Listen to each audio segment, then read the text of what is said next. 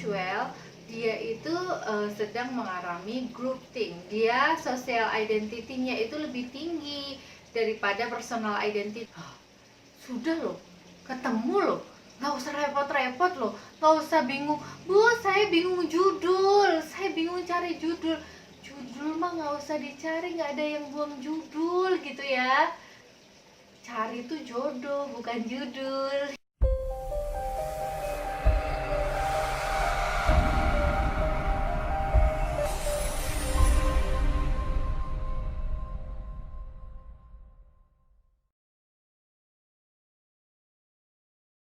Bismillahirrahmanirrahim. Assalamualaikum warahmatullahi wabarakatuh. Oke, kembali lagi dengan saya Destina Religia Mujahidah di channel YouTube saya Ma Bangsa. Kali ini kita akan membahas tentang bagaimana cara memulai penelitian untuk skripsi, tesis ataupun untuk tugas akhir di metodologi penelitian gitu. Gimana cara memulai untuk menulis penelitian akhir itu, tugas akhir itu seperti apa? Yang pertama adalah meneliti sesuai dengan passionmu, sesuai dengan minatmu, sesuai dengan apa yang menarik bagimu. Kenapa sih? Karena ketika kita itu meneliti karena kita itu menyukai apa yang kita teliti, itu kita jatuhnya akan lebih semangat untuk mantengin berita TV, kemudian baca berita online tentang hal yang ingin kita teliti itu. Kalau kita udah benci duluan, udah males duluan sama tema yang ingin kita angkat, ya nggak bakalan selesai itu penelitian kita. Tapi kalau kita sudah menaruh interest atau kita sudah punya interest terhadap apa yang kita teliti itu, jatuhnya akan lebih enak ke depannya. Contohnya misalkan ketika teman-teman mungkin ada yang suka K-pop, band Korea, terkadang ada nih satu orang sama temannya musuhan karena mereka beda artis yang dia idolakan, beda band Korea yang dia idolakan. Kemudian kita baca-baca teori-teori tentang itu, penelitian-penelitian sebelumnya tentang apa sih yang membuat seseorang itu begitu fanatik terhadap K-pop. Segala hal dalam hidupnya selalu dia hubungkan dengan K-pop. Dia bisa sampai nggak makan 2 hari dan tidak tidur sehari semalam karena artis yang dia idolakan itu mengecewakan dirinya, misalkan. Setidak nalar itu dia, misalkan seperti itu. Hal yang menarik buat kalian. Oh iya, bisa dibaca-baca bukunya, kemudian literatur review, kemudian penelitian-penelitian sebelumnya. Ternyata menurut Touchwell, dia itu sedang mengalami groupthink. Dia social identity-nya itu lebih tinggi daripada personal identity-nya. Akhirnya segala hal yang dia lakukan itu dimotivasi oleh lingkungan sosialnya, bukan karena dia tapi karena lingkungan sosialnya. Akhirnya dia groupthink. Sudah loh, ketemu loh, nggak usah repot-repot loh, nggak usah bingung. Bu, saya bingung judul, saya bingung cari judul. Judul mah nggak usah dicari, nggak ada yang buang judul gitu ya.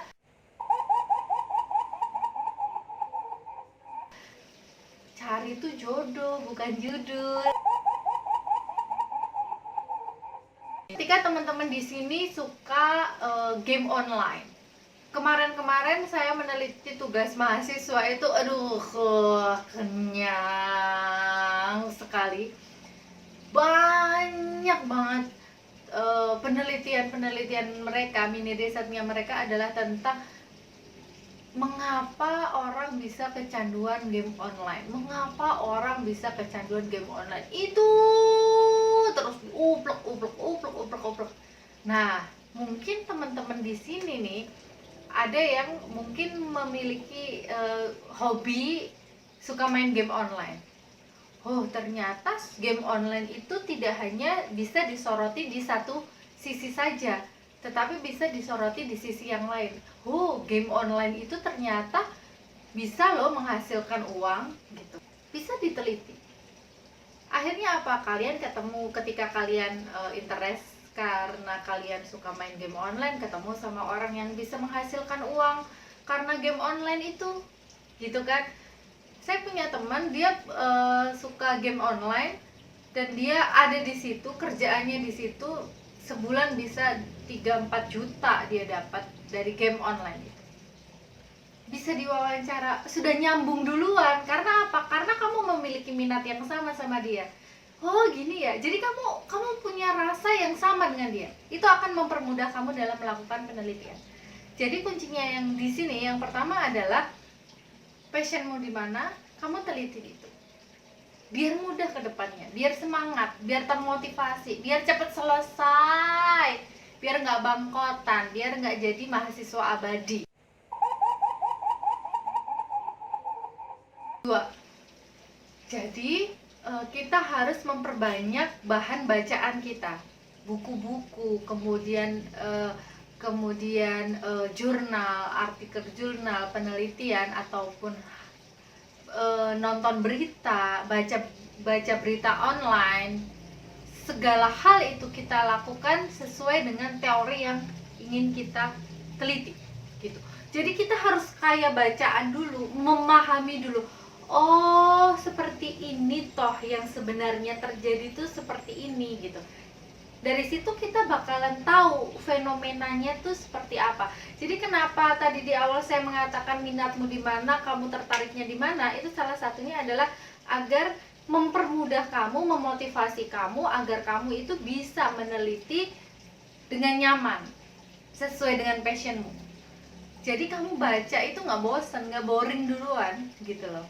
Dari situ, ketika kamu sudah memiliki minat, kamu tahu dalam tentang hal itu, kamu sudah baca tentang penelitian-penelitian sebelumnya dan teori-teori yang ada di buku itu tentang tema yang ingin kamu teliti, kamu akan dapat namanya research gap atau permasalahan penelitian.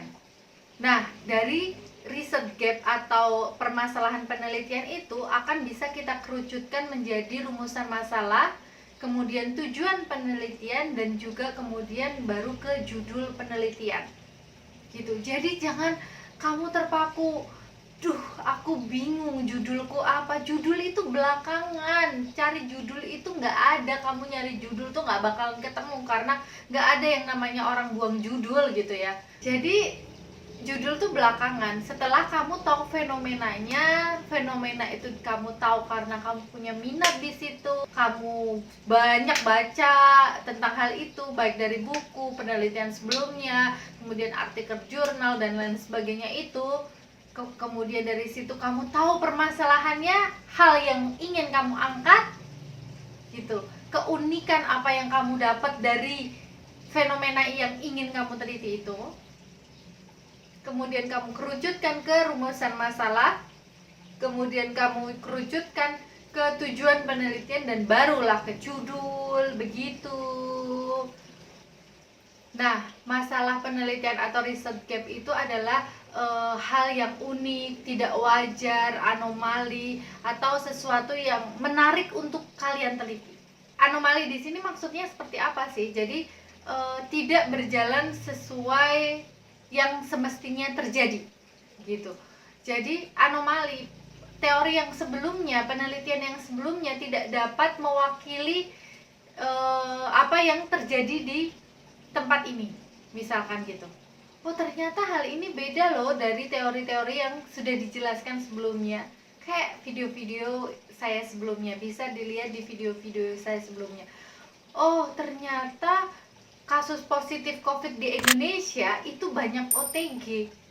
Kenapa ya itu bisa terjadi? Padahal di luar negeri itu persentase OTG itu hanya sekian persen, tapi di Indonesia mayoritas positif COVID itu adalah OTG, gitu. Kenapa hal itu terjadi?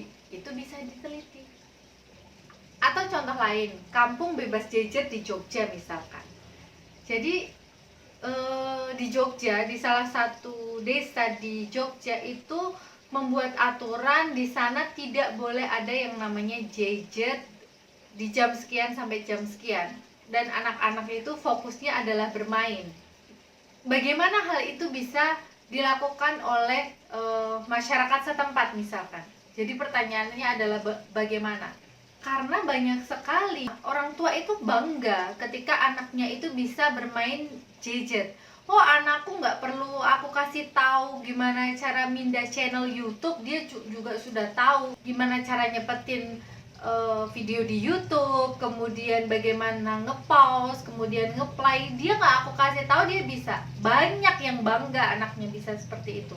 Tapi ini di satu sisi, oh ada loh satu sistem yang mereka itu bisa no gadget semuanya, anak-anak di situ, dan mereka bahu membahu gimana caranya membuat program agar anaknya itu disibukkan dengan permainan-permainan tradisional, bukan ke gadget gitu.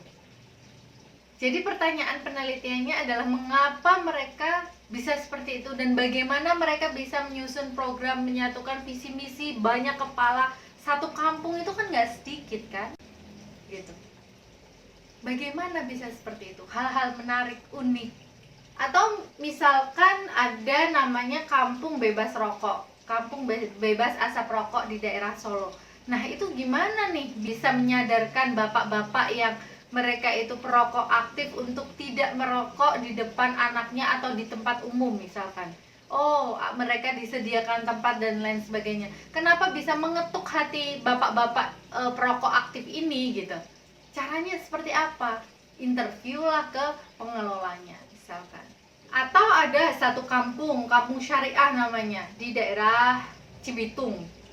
Jadi di sana itu tidak hanya mewajibkan laki-laki untuk sholat 5 waktu di masjid dan perempuan harus berhijab, tetapi di sana juga ada peraturan tidak diperbolehkan adanya musik maupun alat musik. Kenapa ya bisa kayak gitu?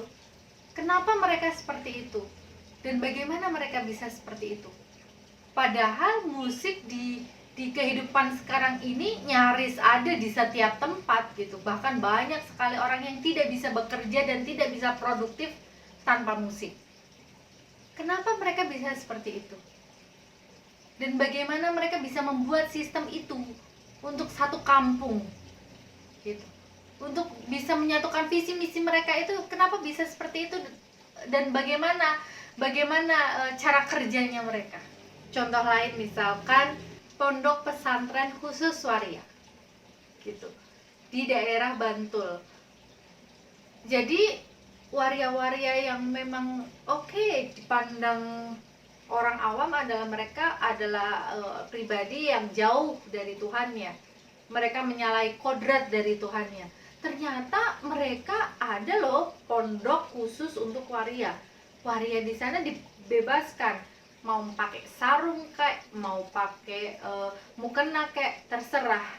Dan mereka di sana ada kajian rutin dan lain sebagainya. Kenapa bisa seperti itu? Bagaimana cara untuk mengajak waria itu dekat dengan Tuhannya? Wawancaralah ke pengelolanya gitu.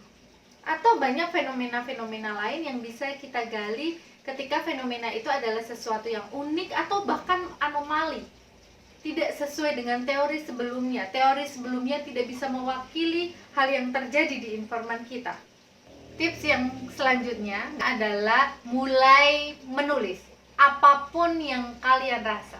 Apapun yang kalian rasa. Gitu. Jadi penelitian yang bagus itu bukan penelitian yang tanpa celah. Penelitian yang buruk itu bukan penelitian yang dihapus-hapus terus. Tapi orang yang buruk dalam meneliti adalah mereka yang tidak pernah meneliti dan hanya menunda-nunda penelitiannya.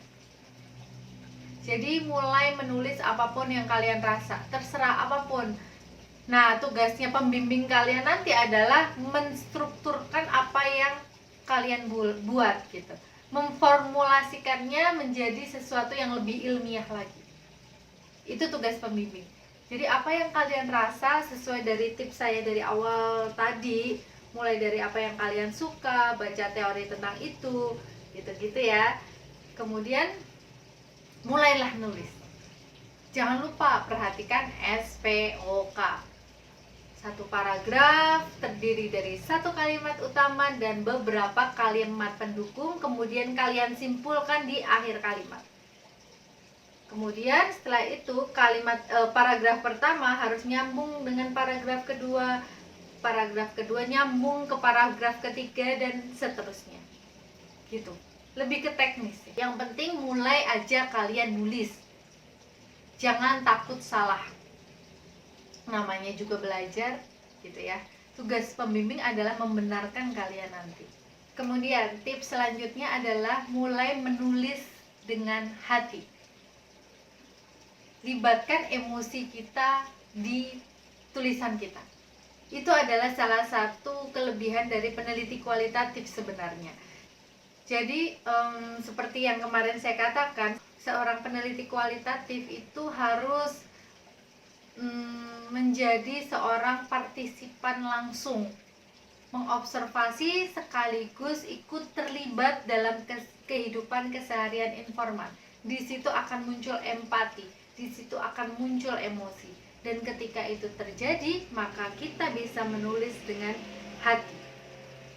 Kita bisa menulis dengan hati sesuai dengan menggunakan empati dan emosi kita. Kita akan enjoy dalam menulis. Oke, itu sedikit tips dari saya gimana caranya kita memulai untuk melakukan riset, terutama riset dalam penelitian kualitatif, penelitian ilmu sosial, gitu ya. Assalamualaikum warahmatullahi wabarakatuh.